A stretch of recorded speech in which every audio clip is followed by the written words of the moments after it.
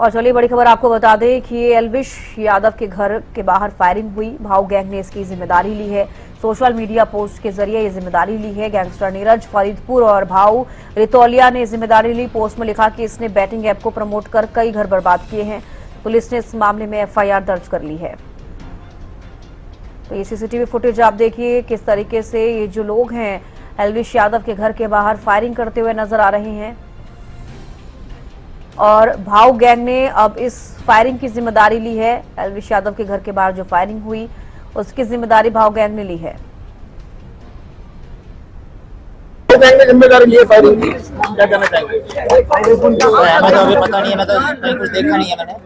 बाकी ये है कि अभी सिर्फ मैंने को यही कहना है कि 5:30 बजे से हमें थोड़ा अंदेशा से हुआ कुछ हो रहा है। जब तक नीचे आए उसके बाद देखा गोलियों के खोल वगैरह पड़े हुए हैं बाहर भी। फिर हमने अपना डीवीआर कैमरे में देखा कि भाई तो पता लगा वो आपके सामने हो चुकी है सारी चीजें कि भाई 2-3 थे। और उसके बाद हमने पुलिस को फोन कर दिया। पुलिस अपना काम कर रही है, सारी टीमें टाइम पे आ गई थी और अपना टेस्ट कर रही है। शायद कोई किसी प्रकार की कोई आज तक तो कोई है नहीं, अभी तक तो किसी प्रकार की हमें कोई धमकी नहीं, ना कोई मैसेज है। वो अपने काम से बाहर है। भाऊ गैंग का कहना है कि एल्विश सट्टेबाजी को प्रमोट कर रहा था इसलिए हमने गोली मारी है।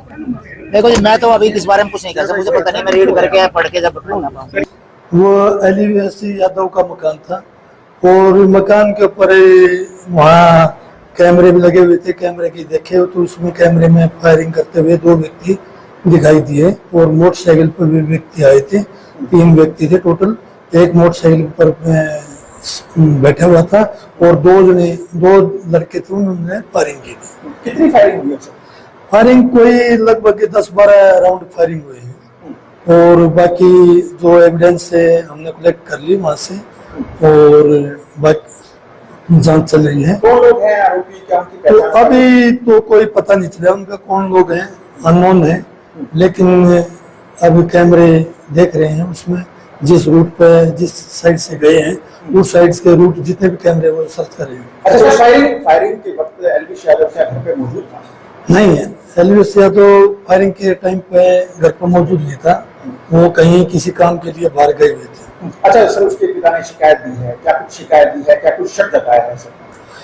जो उसके एल्विश यादव के पिताजी ने कंप्लेंट दी है, उसने बताया कि हमें आज से पहले कभी भी ना तो कोई थ्रेट मिली है और ना ही किसी प्रकार का कोई मैसेज या चैट मैसेज धमकी किसी से कोई रंजिश नहीं है। एल्विश यादव के घर पे हुए हमले के बाद इस समय मौजूद हूँ एल्विश यादव के घर के अंदर। मैं आपको तस्वीरें दिखाना चाहूँगा। ये एल्विश यादव का घर आप साफ तौर पे देख सकते हैं कि शीशे के अंदर भी जो गोली है वो लगी हुई है। साफ तौर पर 25 से 30 राउंड जो फायर उन बदमाशों ने किए हैं। एल्विश यादव के पिता की माने तो करीबन 2 मिनट लगातार जो है हमलावरों ने जो एल्विश यादव के घर के ऊपर हमला किया है और इस पूरे मामले की जो जिम्मेदारी है वो भाऊ गैंग के द्वारा ली गई है। आप देख सकते हैं कि गोली के जो निशान है वो कहीं ना कहीं दीवार से लेकर शीशे तक कहीं ना कहीं ताबड़तोड़ जो है फायर की गई है। अब गुरुग्राम पुलिस तमाम पहलू से इस मामले की जांच कर रही है, क्योंकि जिस तरीके से भाऊ गैंग ने और नीरज शायद हम बात करें उसने इस पूरे मामले की जिम्मेदारी ली और साफ तौर पे यही कहा है कि जिस तरीके से वो गैम्बलिंग ऐप को प्रमोट करते हैं इसलिए उनके ऊपर ये कार्रवाई की गई है। ये सिर्फ ट्रेलर है, ना सिर्फ एल्विश यादव बल्कि कोई भी गेमिंग ऐप को प्रमोट करता हुआ सोशल मीडिया पे नजर आएगा उसका यही हाल जो है भाऊ गैंग के द्वारा किया जाएगा। क्योंकि इससे पहले मैं बात करूं तो राहुल फैजलपुरिया जो कि एक सिंगर है, एल्विश यादव के करीबी हैं, उनके ऊपर भी जो इस तरीके से हमला कराया गया था जिसमें राहुल फैजलपुरिया बाल बचे थे।